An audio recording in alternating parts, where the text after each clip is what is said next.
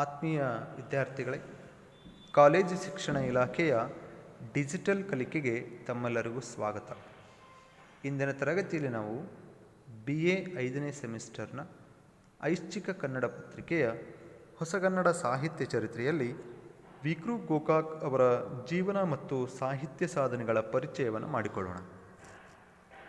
ವಿಕ್ರು ಗೋಕಾಕ್ ಅವರು ಕನ್ನಡ ಸಾಹಿತ್ಯ ಲೋಕಕ್ಕೆ 5ನೇ ಜ್ಞಾನಪೀಠ ಪ್ರಶಸ್ತಿಯನ್ನು ತಂದುಕೊಟ್ಟಂತಹ ಮೇರು ಪ್ರತಿಭೆ. ಅವರು ತಮ್ಮ ಹಲವು ಸಿದ್ಧಿ ಸಾಧನೆಗಳಿಂದ ಕನ್ನಡಕ್ಕೆ ಅಂತಾರಾಷ್ಟ್ರೀಯ ಖ್ಯಾತಿಯನ್ನು, ಗೌರವವನ್ನು ತಂದುಕೊಟ್ಟಂತಹ ಖ್ಯಾತ ಬರಹಗಾರರು. ತಮ್ಮ ಜೀವಿತಾವಧಿಯಲ್ಲಿ ಒಬ್ಬ ಪ್ರತಿಭಾವಂತ ಸಾಹಿತಿಗೆ ದೊರಕಬೇಕಾದಂತಹ ಎಲ್ಲ ಸಿದ್ಧಿ ಪ್ರಸಿದ್ಧಿಗಳನ್ನು ಪಡೆದಂತಹ ಅದ್ಭುತ ಕವಿ, ಲೇಖಕ, ಬರಹಗಾರರು ವಿಕ್ರು ಗೋಕಾಕ್ ಅವರು. ಗೋಕಾಕ್ ಎಂದ ತಕ್ಷಣ ನಮ್ಮ ಕಣ್ಣ ಮುಂದೆ ನಿಲ್ಲುವ ಚಿತ್ರ ಅಂತಾರಾಷ್ಟ್ರೀಯ ಖ್ಯಾತಿಯ ಎತ್ತರದ ವ್ಯಕ್ತಿತ್ವ. ಅವರು ಕನ್ನಡಕ್ಕೆ 5ನೇ ಜ್ಞಾನಪೀಠ ಪ್ರಶಸ್ತಿಯನ್ನು ತಂದುಕೊಟ್ಟಂಥ ಖ್ಯಾತ ಸಾಹಿತಿ ಅಷ್ಟೇ ಅಲ್ಲ, ಅತ್ಯಂತ ಬೌದ್ಧಿಕ ಔನ್ನತ್ಯವುಳ್ಳಂತಹ ಸೃಜನಶೀಲ ಕವಿ. ಇಂತಹ ಕವಿ ವಿಕ್ರು ಗೋಕಾಕ್ ಅವರು 1909 ಆಗಸ್ಟ್ 9ರಂದು ಅಂದಿನ ಧಾರವಾಡ ಜಿಲ್ಲೆಯ ಸವಣೂರು ಎಂಬಲ್ಲಿ ಜನಿಸ್ತಾರೆ. ಸವಣೂರು ಇಂದಿನ ಹಾವೇರಿ ಜಿಲ್ಲೆಯ ತಾಲೂಕಾ ಕೇಂದ್ರವಾಗಿ ಗುರುತಿಸಿಕೊಂಡಿರುವುದನ್ನು ನಾವು ಗಮನಿಸಬಹುದು. 1909ರಲ್ಲಿ ವಿಕ್ರು ಗೋಕಾಕ್ ಅವರು ಕೃಷ್ಣರಾಯರು ಮತ್ತು ಸುಂದರಮ್ಮ ಎಂಬ ದಂಪತಿಗಳ ಪುತ್ರರಾಗಿ ಸವಣೂರಿನಲ್ಲಿ ಜನಿಸ್ತಾರೆ. ಅವರ ತಂದೆ ಅಂದಿನ ಕಾಲಕ್ಕೆ ಪ್ರಸಿದ್ಧ ವಕೀಲ ವೃತ್ತಿಯನ್ನು ಅವರು ಮಾಡ್ತಾಯಿದ್ರು, ಪ್ರಸಿದ್ಧ ವಕೀಲರಾಗಿ ಗುರುತಿಸಿಕೊಂಡಿದ್ದರು. ಅವರು ಹುಟ್ಟಿದಂಥ ಈ ಸವಣೂರು ಅಂದಿನ ಕಾಲಕ್ಕೆ ಒಬ್ಬ ನವಾಬನ ಪುಟ್ಟ ಸಂಸ್ಥಾನವಾಗಿ ಗುರುತಿಸಿಕೊಂಡಿತ್ತು. ವಿಕ್ರು ಗೋಕಾಕ್ ಅವರ ಪೂರ್ಣ ಹೆಸರು ವಿನಾಯಕ ಕೃಷ್ಣ ಗೋಕಾಕ್.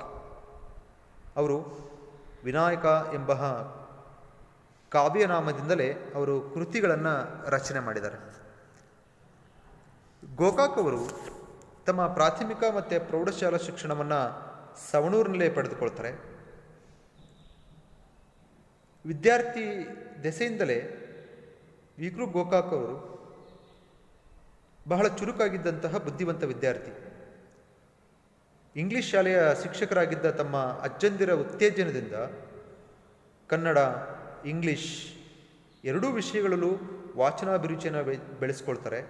ಕೈಗೆ ಸಿಕ್ಕ ಎಲ್ಲ ಕತೆ, ಕಾದಂಬರಿ, ಕವಿತೆಗಳು ಹೀಗೆ ಯಾವುದು ಸಿಕ್ಕರೂ ಕೂಡ ಬಿಡದೆ ಓದಿ ಮುಗಿಸ್ತಾ ಇದ್ದರು. ಇವರ ಸೃಜನಶೀಲ ಜಾಣ್ಮೆ ಇಂಗ್ಲಿಷ್ ಕವನ ರಚನೆಗೆ ಇಂಬು ಕೊಡುತ್ತೆ. ನಂತರ ಅವರು ಅಲ್ಲಿ ತಮ್ಮ ಪ್ರಾಥಮಿಕ ಮತ್ತು ಪ್ರೌಢಶಾಲಾ ಶಿಕ್ಷಣವನ್ನು ಪೂರೈಸಿ ನಂತರ ಅವರು ತಮ್ಮ ಹೆಚ್ಚಿನ ವಿದ್ಯಾಭ್ಯಾಸವನ್ನು 1929ರಲ್ಲಿ ಧಾರವಾಡದಲ್ಲಿ ಪಡೆದುಕೊಳ್ತಾರೆ. ಧಾರವಾಡದ ಕರ್ನಾಟಕ ಕಾಲೇಜಿನಲ್ಲಿ ಅವರು BA ಪದವಿಯನ್ನು ಪೂರೈಸ್ತಾರೆ. ಅವರು ಈ ಉನ್ನತ ಶಿಕ್ಷಣವನ್ನು ಪಡೀಲಿಕ್ಕೆ ಧಾರವಾಡಕ್ಕೆ ಹೋದಂಥ ಸಂದರ್ಭದಲ್ಲಿ ಅವರಿಗೆ ಬೇಂದ್ರೆಯವರ ಸಂಪರ್ಕ ಒದಗಿ ಬರುತ್ತೆ. ನಂತರ 1931ರಲ್ಲಿ ಪುಣೆಯ ಫರ್ಗ್ಯೂಸನ್ ಕಾಲೇಜಿನಲ್ಲಿ MA ಪದವಿಯನ್ನು ಪಡೆದುಕೊಳ್ತಾರೆ. 1936ರಲ್ಲಿ ಅವರು ಹೆಚ್ಚಿನ ವಿದ್ಯಾಭ್ಯಾಸಕ್ಕೆಂದು ಇಂಗ್ಲೆಂಡಿನ ಆಕ್ಸ್ಫರ್ಡ್ ವಿಶ್ವವಿದ್ಯಾಲಯಕ್ಕೆ ತೆರಳುತ್ತಾರೆ. ಆಕ್ಸ್ಫರ್ಡ್ ವಿಶ್ವವಿದ್ಯಾಲಯದಲ್ಲಿ ಅವರು ಇಂಗ್ಲಿಷ್ ಸಾಹಿತ್ಯವನ್ನು ಅಭ್ಯಾಸ ಮಾಡುವ ಉದ್ದೇಶದಿಂದ ಅಲ್ಲಿ ಅವರು ತಮ್ಮ ಪ್ರವೇಶಾತಿಯನ್ನು ಪಡೆದುಕೊಳ್ತಾರೆ. ಪ್ರಥಮ ತರಗತಿಯಲ್ಲಿಯೇ ಫಸ್ಟ್ ಕ್ಲಾಸ್ನಲ್ಲಿಯೇ ಪಾಸಾಗಬೇಕು ಎನ್ನುವಂತಹ ಭರವಸೆಯನ್ನು ಇಟ್ಟುಕೊಂಡು ಅವರು ಅಲ್ಲಿ ತಮ್ಮ ವಿದ್ಯಾಭ್ಯಾಸವನ್ನು ಪ್ರಾರಂಭ ಮಾಡಿರ್ತಾರೆ ವಿಕ್ರು ಗೋಕಾಕ್ ಅವರು. ಆಗಿನ್ನೂ ಮೌಖಿಕ ಪರೀಕ್ಷೆ ಆಗೋದಿತ್ತು. ಅದರ ಪೂರ್ವದಲ್ಲಿ ಅವರು ಕಾಂಟಿನೆಂಟಲ್ ಪ್ರವಾಸಕ್ಕೆಂದು ಹೊರಟ ದಾರಿಯಲ್ಲಿಯೇ ಅವರಿಗೆ ತೀವ್ರತರದ ಕರುಳು ಬೇನೆಯಿಂದ ಅವರು ನರಳುತ್ತಾರೆ. ಶೀಘ್ರ ಶಸ್ತ್ರಚಿಕಿತ್ಸೆಗೆ ಒಳಗಾಗಬೇಕಾಗುತ್ತೆ. ಈ ಸಮಯದಲ್ಲಿ ಅವರು ವೈವಾ ತಪ್ಪಿಸ್ಕೊಳ್ತಾರೆ. ಪ್ರಥಮ ವರ್ಗದಲ್ಲಿಯೇ ತೇರ್ಗಡೆ ಆಗಬೇಕು ಎನ್ನುವಂಥ ಆಸೆ ಹುಸಿಯಾಗಬಹುದೇನೋ ಅಂತ ಕಳವಳ ಮಾಡ್ತಿರ್ಬೇಕಾದ್ರೆ ಅವರ ಈ ಪರಿಸ್ಥಿತಿಯನ್ನರಿತ ಪರೀಕ್ಷಕರು ವೈವಾ ಇಲ್ಲದೇ ವಿಕ್ರು ಗೋಕಾಕ್ ಅವರಿಗೆ ಲಿಖಿತ ಪರೀಕ್ಷೆಯ ಅವಕಾಶವನ್ನು ಮಾಡಿಕೊಡ್ತಾರೆ. ಅದರ ಪರಿಣಾಮವೆಂಬಂತೆ ಅವರು ಪ್ರಥಮ ವರ್ಗದಲ್ಲಿಯೇ ತೇರ್ಗಡೆಯಾಗ್ತಾರೆ ವಿಕ್ರು ಗೋಕಾಕ್ ಅವರು. ಹೀಗೆ ಇಂಗ್ಲಿಷ್ ಸಾಹಿತ್ಯದಲ್ಲಿ ಆಕ್ಸ್ಫರ್ಡ್ ವಿಶ್ವವಿದ್ಯಾಲಯದಲ್ಲಿ ಓದಿ ಪ್ರಥಮ ದರ್ಜೆಯಲ್ಲಿ ಪಾಸು ಮಾಡಿದಂತಹ ಪ್ರಥಮ ಭಾರತೀಯ ಅಂತಂದರೆ ವಿಕ್ರು ಗೋಕಾಕ್ ಅವರು.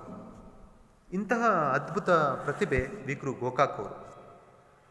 ಉನ್ನತ ಶಿಕ್ಷಣವನ್ನು ಪಡೆದು ಬಂದ ನಂತರ 1938ರಲ್ಲಿ ಅವರು ಸಾಂಗ್ಲಿಯ DE ಸೊಸೈಟಿನ ವಿಲ್ಲಿಂಗ್ಟನ್ ಕಾಲೇಜಿನ ಪ್ರಾಚಾರ್ಯರಾಗಿ ತಮ್ಮ ವೃತ್ತಿ ಬದುಕನ್ನು ಪ್ರಾರಂಭ ಮಾಡ್ತಾರೆ ವಿಕ್ರು ಗೋಕಾಕ್ ಅವರು.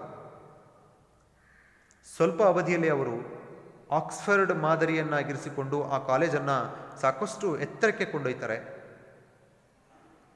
ಸಾಕಷ್ಟು ಆ ಕಾಲೇಜಿಗೆ ಪ್ರಸಿದ್ಧಿ ಬರುವಂತೆ ತಮ್ಮ ವೃತ್ತಿ ಬದುಕನ್ನು ನಿರ್ವಹಿಸ್ತಾರೆ ವಿಕ್ರು ಗೋಕಾಕ್ ಅವರು. ನಂತರ ಅವರು ಕೊಲ್ಲಾಪುರದ ರಾಜಾರಾಮ್ ಕಾಲೇಜಿನಲ್ಲಿ ಕೆಲ ಕಾಲ ಪ್ರಾಂಶುಪಾಲರಾಗಿ ಸೇವೆಯನ್ನು ಸಲ್ಲಿಸ್ತಾರೆ. 1952ರಲ್ಲಿ ಧಾರವಾಡದ ಕರ್ನಾಟಕ ಕಾಲೇಜಿನಲ್ಲಿ ಪ್ರಾಂಶುಪಾಲರಾಗಿ ಕೂಡ ಸೇವೆಯನ್ನು ಸಲ್ಲಿಸ್ತಾರೆ. ತದನಂತರ 1966ರಲ್ಲಿ ಬೆಂಗಳೂರು ವಿಶ್ವವಿದ್ಯಾಲಯದ ಉಪಕುಲಪತಿಗಳಾಗಿಯೂ ಕೂಡ ಅವರು ತಮ್ಮ ಕರ್ತವ್ಯವನ್ನು ನಿರ್ವಹಿಸ್ತಾರೆ. ನಂತರ 1970ರಲ್ಲಿ ಸಿಮ್ಲಾದ ಇನ್ಸ್ಟಿಟ್ಯೂಟ್ ಆಫ್ ಸ್ಟಡೀಸ್ನ ನಿರ್ದೇಶಕರಾಗಿ ಕೂಡ ಅವರು ತಮ್ಮ ಕರ್ತವ್ಯವನ್ನು ನಿರ್ವಹಿಸ್ತಾರೆ. ಆಂಧ್ರ ಪ್ರದೇಶದ ಪುಟ್ಟಪರ್ತಿಯ ಸತ್ಯಸಾಯಿ ವಿಶ್ವವಿದ್ಯಾಲಯದ ಉಪಕುಲಪತಿಗಳಾಗಿ, ನಂತರ ಬೆಲ್ಜಿಯಂನಲ್ಲಿ ನಡೆದಂತಹ ಕವಿ ಸಮ್ಮೇಳನದಲ್ಲಿ ಭಾಗವಹಿಸಿ ನಮ್ಮ ನಾಡಿನ ಗೌರವವನ್ನು ಹೆಚ್ಚಿಸಿದವರು ವಿಕ್ರು ಗೋಕಾಕ್ ಅವರು. ಕೇಂದ್ರ ಸಾಹಿತ್ಯ ಅಕಾಡೆಮಿಯ ಅಧ್ಯಕ್ಷರಾಗಿಯೂ ಕೂಡ ತಮ್ಮ ಕಾರ್ಯವನ್ನು ನಿರ್ವಹಿಸಿದಂತಹ ವಿಕ್ರು ಗೋಕಾಕ್ ಅವರು ಜ್ಞಾನಪೀಠ ಪ್ರಶಸ್ತಿ ಸಮಿತಿಯ ಅಧ್ಯಕ್ಷರೂ ಕೂಡ ಆಗಿ ಅವರು ತಮ್ಮ ಕರ್ತವ್ಯವನ್ನು ನಿರ್ವಹಿಸ್ತಾರೆ. ಅಷ್ಟೇ ಅಲ್ಲದೆ ರಾಜ್ಯ ಭಾಷಾ ನೀತಿಯನ್ನು ಕುರಿತು ಚರ್ಚಿಸಲು ರಚಿಸಲಾಗಿದ್ದಂತಹ ಈ ಸಮಿತಿಯಲ್ಲಿ ನೇಮಕಗೊಂಡು ಕನ್ನಡಕ್ಕೆ ಅಗ್ರಸ್ಥಾನ ನೀಡುವಲ್ಲಿ ಅವರು ಶ್ರಮಿಸ್ತಾರೆ. ಆ ಬಳಿಕ ನಡೆದಂತಹ ಹೋರಾಟ, ಕನ್ನಡಕ್ಕಾಗಿ ನಡೆದಂತಹ ಹೋರಾಟವೇ ಈ ಗೋಕಾಕ್ ಚಳವಳಿ ಅಂತಲೇ ಹೆಸರು ಪಡೆದುಕೊಳ್ಳುತ್ತೆ. ಈ ಗೋಕಾಕ್ ಚಳವಳಿ 1980ರ ದಶಕದಲ್ಲಿ ಪ್ರೌಢಶಾಲಾ ವ್ಯಾಸಂಗದಲ್ಲಿ ಭಾಷೆಗಳ ಸ್ಥಾನಮಾನವನ್ನು ಕುರಿತು ವರದಿ ನೀಡೋದಕ್ಕೆ ಅಂದಿನ ಸರ್ಕಾರ ಈ ಗೋಕಾಕ್ ಅವರ ಅಧ್ಯಕ್ಷತೆಯಲ್ಲಿ ಒಂದು ಸಮಿತಿಯನ್ನು ರಚನೆ ಮಾಡಿರುತ್ತೆ. ಈ ಸಮಿತಿಯ ಅಧ್ಯಕ್ಷರಾಗಿದ್ದಂಥ ವಿಕ್ರು ಗೋಕಾಕ್ ಅವರು ಸರ್ಕಾರಕ್ಕೆ ವರದಿಯನ್ನು ಸಲ್ಲಿಸ್ತಾರೆ. ಕನ್ನಡ ಮತ್ತು ಕನ್ನಡಿಗರ ಪರವಾಗಿ ಅವರು ವರದಿಯನ್ನು ಸಲ್ಲಿಸ್ತಾರೆ. ಈ ವರದಿಯನ್ನು ಸರ್ಕಾರಕ್ಕೆ ಸಲ್ಲಿಸಿದ ನಂತರ ಅಂದಿನ ಸರ್ಕಾರ ಆ ವರದಿಯನ್ನು ಜಾರಿ ಮಾಡೋದರಲ್ಲಿ ವಿಳಂಬ ನೀತಿಯನ್ನು ಅನುಸರಿಸುತ್ತೆ. ಇದರ ತತ್ಪರಿಣಾಮವೇ ಆ ವರದಿಯ ಜಾರಿಗೆ ಆಗ್ರಹಿಸಿ ನಡೆದಂತಹ ದೊಡ್ಡ ಚಳವಳಿಯೇ ಈ ಗೋಕಾಕ್ ಚಳವಳಿ ಅಂತಲೇ ಹೆಸರು ಪಡೆದುಕೊಳ್ಳುತ್ತೆ. ಕನ್ನಡಕ್ಕೆ 5ನೇ ಜ್ಞಾನಪೀಠ ಪ್ರಶಸ್ತಿಯನ್ನು ತಂದುಕೊಟ್ಟಂತಹ ಪ್ರತಿಭಾವಂತ ಕವಿ ಪಂಡಿತ ವಿಕ್ರು ಗೋಕಾಕ್ ಅವರು. ಕನ್ನಡ ಸಾಹಿತ್ಯ ಲೋಕದ ದಿಗ್ಗಜರಲ್ಲಿ ಒಬ್ಬರಾದಂತಹ ವಿಕ್ರು ಗೋಕಾಕ್ ಅವರ ಸಾಹಿತ್ಯ ಸಾಧನೆಗಳನ್ನು ನಾವು ನೋಡೋದಾದರೆ, ಕನ್ನಡ ಸಾಹಿತ್ಯಕ್ಕೆ, ಕನ್ನಡ ಭಾಷಾ ಕ್ಷೇತ್ರಕ್ಕೆ ಅವರು ಕೊಟ್ಟಂತಹ ಕೊಡುಗೆ ಅಪಾರವಾದ್ದು. ತಮ್ಮ ಹಲವು ಸಿದ್ಧಿ ಸಾಧನೆಗಳಿಂದ ಕನ್ನಡಕ್ಕೆ ಅಂತಾರಾಷ್ಟ್ರೀಯ ಗೌರವವನ್ನು, ಖ್ಯಾತಿಯನ್ನು ತಂದುಕೊಟ್ಟಂತಹ ವಿಕ್ರು ಗೋಕಾಕ್ ಅವರು ಅತ್ಯಂತ ಸೃಜನಶೀಲ ಕವಿಯಾಗಿ ಗುರುತಿಸಿಕೊಂಡಿರ್ತಕ್ಕಂಥವ್ರು. ಆರಂಭದಲ್ಲೇ ಇವರ ಸೃಜನಶೀಲ ಜಾಣ್ಮೆ ಇಂಗ್ಲಿಷ್ ಕವನ ರಚನೆಗೆ ಇಂಬು ಕೊಟ್ಟಿದ್ದನ್ನು ನಾವು ಗಮನಿಸಬಹುದು. ಲಾಂಗ್ ಫೆಲೋ, ವರ್ಡ್ಸ್ವರ್ತ್, ಟೆನಿಸನ್, ಶೆಲ್ಲಿ ಹೀಗೆ ಹಲವು ಇಂಗ್ಲಿಷ್ ಕವಿಗಳು ವಿಕ್ರು ಗೋಕಾಕ್ ಅವರ ಸ್ಫೂರ್ತಿಯ ಕವಿಗಳಾಗ್ತಾರೆ. ಮ್ಯಾಟ್ರಿಕ್ ಓದಿಗಾಗಿ ಅವರು ಗಿನಿವಿಯರ್ ಇರುವಂತಹ ಒಂದು ದೀರ್ಘ ಕಥನ ಕವನವನ್ನು ಓದಿರ್ತಾರೆ. ಆ ಕಥನ ಕವನದ ಪ್ರೇರಣೆಯಿಂದಾಗಿ ಈ ಲೀಲಾ ಇರುವಂತಹ ಕಥನ ಕವನವೊಂದನ್ನು ಇಂಗ್ಲಿಷ್ನಲ್ಲೇ ರಚನೆ ಮಾಡಿರ್ತಾರೆ ವಿಕ್ರು ಗೋಕಾಕ್ ಅವರು.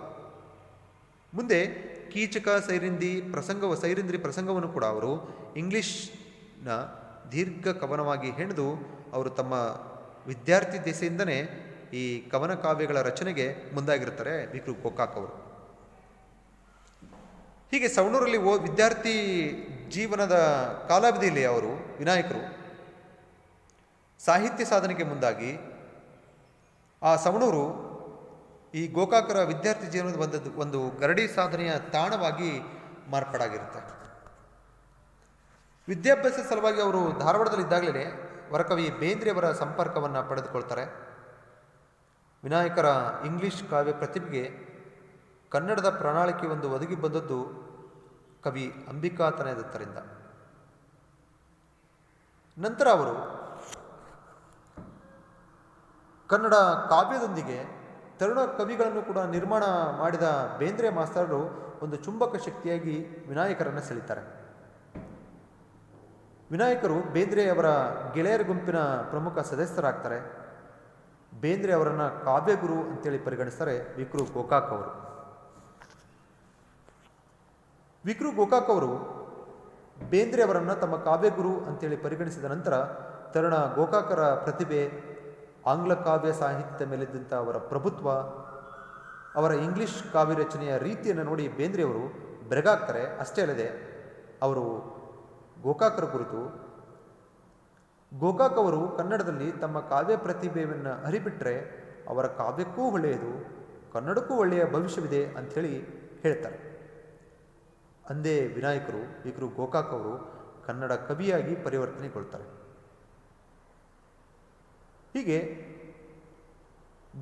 ಬೇಂದ್ರೆಯವರ ಸಂಪರ್ಕವನ್ನು ಪಡೆದು ಗೆಳೆಯರ ಗುಂಪಿನ ಸದಸ್ಯರಾದಂತಹ ವಿಕ್ರು ಗೋಕಾಕ್ ಅವರು ಇಂಗ್ಲಿಷ್ ಕಾವ್ಯ ರಚನೆಯನ್ನು ಬಿಟ್ಟು ಕನ್ನಡ ಸಾಹಿತ್ಯದ ಸೇವೆಯನ್ನು ಮಾಡಲಿಕ್ಕೆ ಮುಂದಾಗ್ತಾರೆ. ವಿನಾಯಕರ ಅವರ ಹೇಳಿಕೆ ಅಂತಲೇ, ಅಂದಿನಿಂದ ನನ್ನ ಆತ್ಮವನ್ನು ತಣಿಸುವಂತಹ ಕಾವ್ಯವನ್ನು ಬರೆಯತೊಡಗಿದೆ. ಬೇರೆ ಇನ್ಯಾವ ವಿಮರ್ಶಕನಿಗೆ ನಾನು ಅಂಜುತ್ತಾ ಇದ್ದರೆ ಅದು ಬೇಂದ್ರೆಯವರಿಗೆ ಮಾತ್ರ ಅಂತೇಳಿ ತಮ್ಮ ಕಾವ್ಯ ಗುರುಗಳ ಬಗ್ಗೆ ಹೇಳ್ತಾರೆ ವಿಕ್ರು ಗೋಕಾಕ್ ಅವರು. ಮುಂದುವರೆದು, ನನ್ನ ಚಿಕ್ಕ ವಯಸ್ಸಿನಲ್ಲಿ ನಾನು ಶ್ರೀ ಬೇಂದ್ರೆಯವರ ಶಿಷ್ಯನಾಗಿದ್ದೆ. ಆಮೇಲೆ ನಾನು ಪ್ರೌಢಶಾಲೆ ದೇಶಕ್ಕೆ ಬಂದ ನಂತರ ನಮ್ಮ ಗುರು ಶಿಷ್ಯರ ಸಂಬಂಧ ಗೆಳೆತನದಲ್ಲಿ ಮಾರ್ಪಡ್ತು ಅಂತ ಹೇಳಿಬಿಟ್ಟು ಅವರು ತಮ್ಮ ಡ್ರೀಮ್ಸ್ ಆಫ್ ಗೆಳೆಯರ ಗುಂಪು ಎನ್ನುವಂತಹ ಇಂಗ್ಲಿಷ್ ಲೇಖನದಲ್ಲಿ ಹೇಳ್ಕೊಳ್ತಾರೆ. ಈ ಶತಮಾನದ ಕನ್ನಡದ ಲೇಖಕರಲ್ಲಿ ಅಗ್ರಗಣ್ಯ ಲೇಖಕರಾಗಿರುವಂಥ ವಿಕ್ರು ಗೋಕಾಕ್ ಅವರ ಬರಹ ತುಂಬ ವಿಫಲವಾದದ್ದು ಮತ್ತು ವ್ಯಾಪಕವಾದದ್ದು. ಕನ್ನಡ ಮತ್ತು ಇಂಗ್ಲಿಷ್ ಎರಡೂ ಭಾಷೆಗಳಲ್ಲಿ ವಿಕ್ರು ಗೋಕಾಕ್ ಅವರು ಹಲವು ಕೃತಿಗಳನ್ನು ರಚನೆ ಮಾಡಿದ್ದಾರೆ. ಅವರ ಮೊದಲ ಪ್ರಕಟಿತ ಕೃತಿ ಕಲೋಪಾಸಕ ಎನ್ನುವಂತಹ ಕೃತಿ. ಕನ್ನಡ ಸಾಹಿತ್ಯದ ಹಲವು ಸಾಹಿತ್ಯ ಪ್ರಕಾರಗಳಲ್ಲಿ ತಮ್ಮ ಸಾಹಿತ್ಯ ಕೃಷಿಯನ್ನು ನಡೆಸಿರುವ ವಿಕ್ರು ಗೋಕಾಕ್ ಅವರ ಸಾಹಿತ್ಯ ಕೃತಿಗಳನ್ನು ನಾವು ನೋಡೋದಾದರೆ, ಅವರ ಕಾದಂಬರಿಗಳು ಇಜ್ಜೋಡು, ಸಮರಸವೇ ಜೀವನ, ಏರಿಳಿತ, ಸಮುದ್ರಯಾನ, ನಿರ್ವಹಣ ನರಹರಿ, ಹೀಗೆ ಹಲವು ಪ್ರಮುಖ ಕಾದಂಬರಿಗಳನ್ನು ವಿಕ್ರು ಗೋಕಾಕ್ ಅವರು ಕನ್ನಡ ಸಾಹಿತ್ಯಕ್ಕೆ ನೀಡಿದ್ದಾರೆ.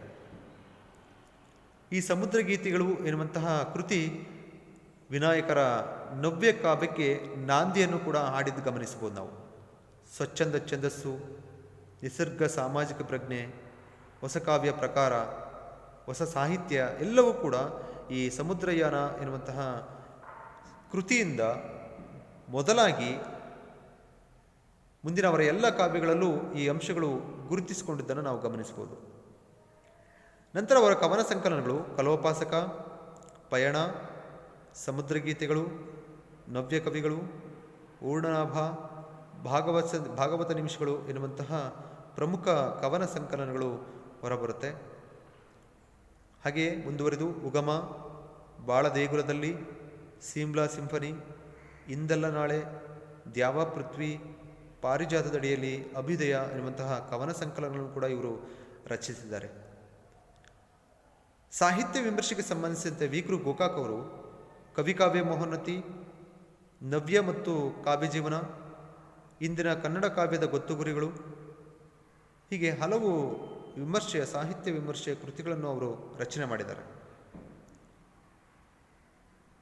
ವಿಕ್ರು ಗೋಕಾಕ್ ಅವರ ಮಹಾಕಾವ್ಯ ಭಾರತ ಸಿಂಧು ರಶ್ಮಿ ಎನ್ನುವಂತಹ ಮಹಾಕಾವ್ಯ ಸುಮಾರು 12 ಖಂಡಗಳನ್ನು ಒಳಗೊಂಡು 35,000ಕ್ಕೂ ಹೆಚ್ಚು ಸಾಲುಗಳನ್ನು ಒಳಗೊಂಡು ರಚನೆಯಾದಂತಹ ಈ ಮಹಾಕಾವ್ಯವೇ ಭಾರತ ಸಿಂಧು ರಶ್ಮಿ. ಇದು 2 ಸಂಪುಟಗಳಲ್ಲಿ ರಚನೆಯಾಗಿದ್ದನ್ನು ಕಾಣಬಹುದು. ವಿಕ್ರು ಗೋಕಾಕ್ ಅವರಿಗೆ ಅವರ ಸಮಗ್ರ ಸಾಹಿತ್ಯ ಸೇವೆಗೆ ಜ್ಞಾನಪೀಠ ಪ್ರಶಸ್ತಿ ಒಲಿದು ಬಂದಿದ್ದರೂ ಕೂಡ ಬಹಳಷ್ಟು ಜನ ಅವರ ಮಹಾಕಾವ್ಯ ಭಾರತ ಸಿಂಧು ರಶ್ಮಿ ಎನ್ನುವಂತಹ ಮಹಾಕಾವ್ಯಕ್ಕೇ ಈ ಪ್ರಶಸ್ತಿ ಒಲಿದು ಬಂದದ್ದು ಅಂತೇಳಿ ಹೇಳ್ತಾರೆ.